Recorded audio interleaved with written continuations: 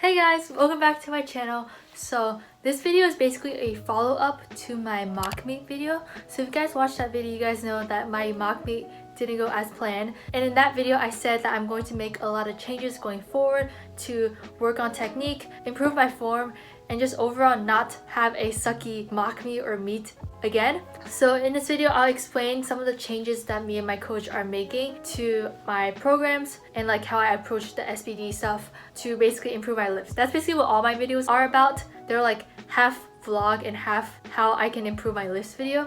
So yeah, and on top, I'm going to include some clips of me lifting from this week and last week. And yeah, let's get started.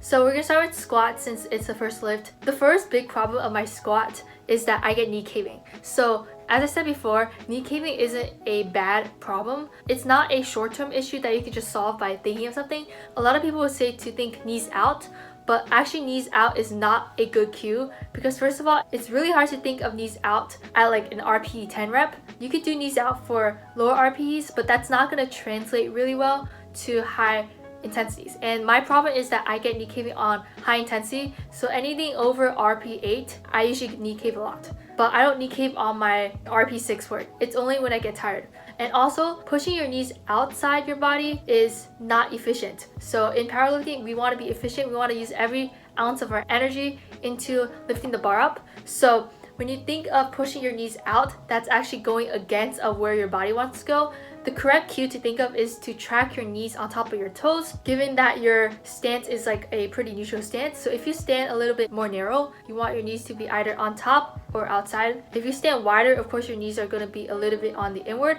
but you want your knees to be at least shoulder width apart, and you want to think of tracking your knees on top of your toes. So knees forward and up instead of knees out, because that you waste energy when you can be using that energy towards actually lifting the weight up. So the main reason why my knees cave, especially those people who only get knee cave on high intensities, this is more of a form breakdown issue, not necessarily a bad form issue, if that makes sense. So when you get into heavy intensities, your form will break down if you don't have a very strong muscle base. So the side of my glutes, like those smaller muscles, are not strong at all. My glutes are okay strong from doing deadlifts and hip thrusts and also squats, but the side of my glutes are not strong, and also they're not usually activated when I squat. So the solution to knee caving is to gain strength in these side muscles and also feel like I can use these side muscles in balancing my squat.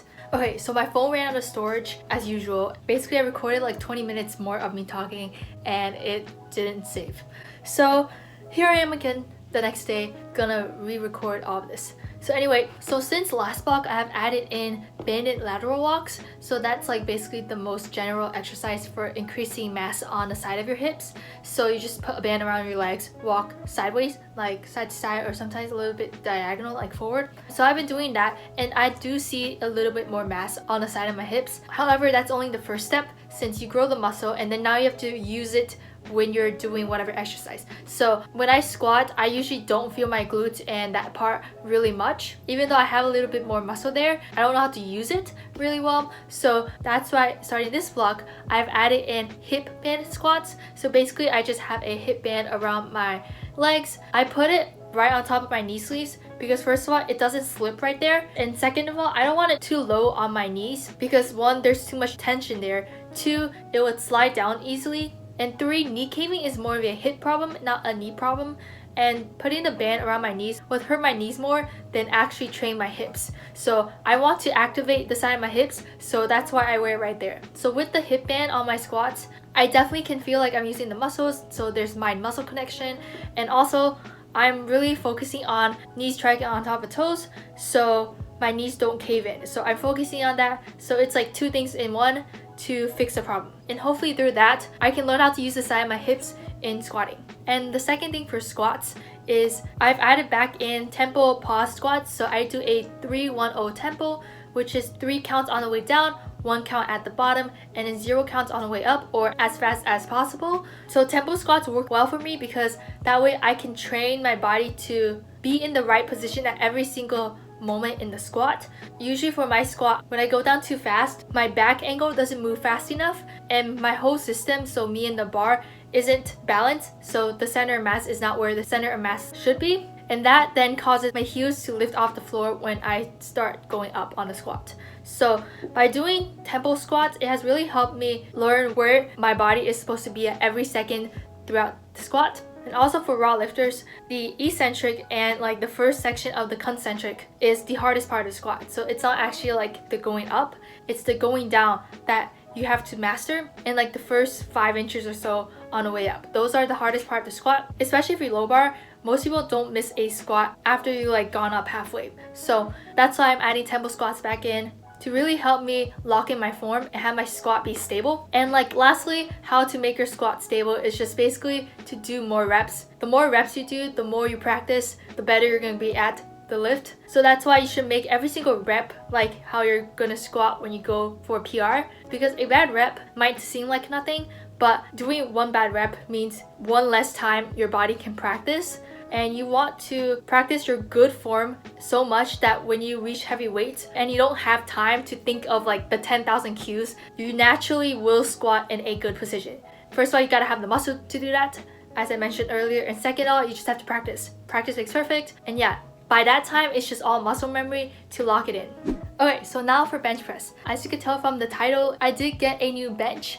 And if you watched the mock me video, basically I was benching on my homemade bench that I made in my DIY home gym series. All the videos I mentioned will be down below. But anyway, I made that bench, and the foam that I got is pretty soft. So basically when I sit on it or when I lay on it, it just goes like down, which is normal for a chair foam. Like if we were to make a chair, you want the foam to be soft. That's the foam I used since there weren't any more dense options, and also since I just didn't know much back then. Long story short, I talked about this more in my mock me video, but when I bench on that bench that I made, if this was the wood board and this was the foam, when I put my back on it, the foam would crush down and my back would be here. But when I bench, I don't put my hips fully down, so they touch the bench, but I don't place them down, like I don't put weight down. So my back would be here, while on the other side, my butt will be here, like at where the foam sits at the top instead of down here. So I'm basically on a decline, and decline benching is easier. And also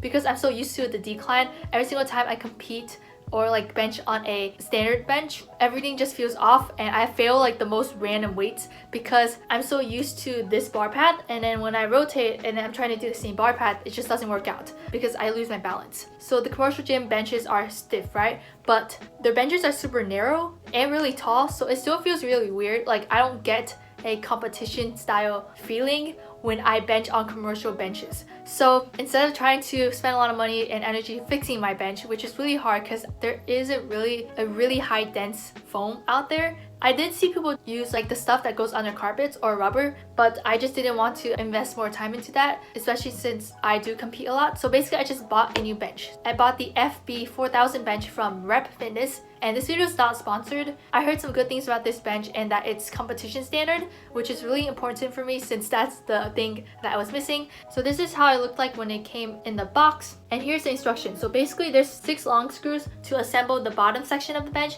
and then 4 short screws to attach the padding thing to the metal stand. First one, attach the vertical piece to the piece that has the wheels. The part where it touches the ground has a bigger surface area, and you put the screws through the bottom up and then put the vertical column thing on top, put the washer in, and then put the bolt in. And I turn it around to make sure the screw is all the way through, and then I tighten it with this tool that my dad had, which is so much easier than the basic tool they gave us. And that side goes towards the head, and you want to attach the horizontal metal bar to the bottom 2 supports. And it's easier to do this if you do it upside down. So put the 2 screws through the bottom, put the vertical stands down into it. And same thing, washer, bolt, and tighten. And then I flipped it around so it's easier to tighten the screws. And now basically the bottom section is all done, and you just want to attach the padding to the metal stand. So actually same thing with the other pieces. It's easier to attach the foam to the stand upside down, since then you don't have to like be like me and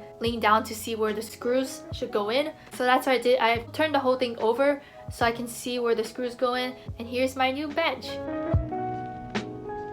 And here's a comparison between the bench I made and the bench I just bought. The width is pretty much the same. It is a little bit wider since the foam I used was like a centimeter narrower because I just didn't have enough foam. And the height is pretty much the same. And also I can still fit it under my barbell. So yeah, that's the bench. It was really easy to assemble. Like the part that goes on top of the wheels, there's no like up or down with that. They're the same. And the horizontal bar that goes on top of the stands under the bench, that does have a up down. So you just want to make sure that the part where it attaches to the bench is on top and then the other side is at the bottom. But yeah, it's really easy to assemble and it was $170. I bought it online, free shipping too. So $170 plus some tax, which I think is a really good deal compared to some of the other benches. You can also get the FB 5000, or I also looked at Rogue benches, but this is the most affordable one that meets competition standards. So yeah, that's the one I got. So here's me using it. I had to drop the weight like 5 to 10 pounds because I'm just not used to benching on a flat bench. Since I'm so used to the small decline, it's not a really big difference and I don't think I'm missing strength. It's just that I'm not used to it. I just have to get time to use to it. So again, practice makes perfect. I just need to practice on this bench and also change my form a little to be balanced on this bench. I use that bench and it's really good. I think it's really high quality. I'm a pretty careful person. Like I use things with care. So with me, it's probably gonna hold up really well for a very long time. I'll definitely do more updates on the bench because I've only used it for one workout, so I don't have like so much to say about it. Definitely stay tuned for more bench updates. I'm also doing 4-1-0 tempo bench, so 4 counts down, 1 count pause, 0 counts on the way up to really lock in my form and feel like I'm balanced throughout the whole rep. And next for deadlifts, deadlifts is the one that I am changing the least because my deadlifts, if you checked out my 300 deadlift video, my form was really good throughout the 300. Even though it was like RP 9.5 to 10, my form stayed still and didn't move. And that is because I have a lot of muscle on my lower back, my traps, my glutes, not my side glutes because I conventional, so I don't use the side of my glutes. And then my hamstrings, I do have a good amount of muscle there, or at least enough to deadlift at my RP 10 without my form breaking down. So I have all this muscle mass there that can withstand so much time under tension without it breaking down. So overall, my deadlifts have been really good. The few changes I am making, first of all, I am turning my first deadlift day into a hypertrophy day. So lots of volume work, 2x8, 2x6, 2x4.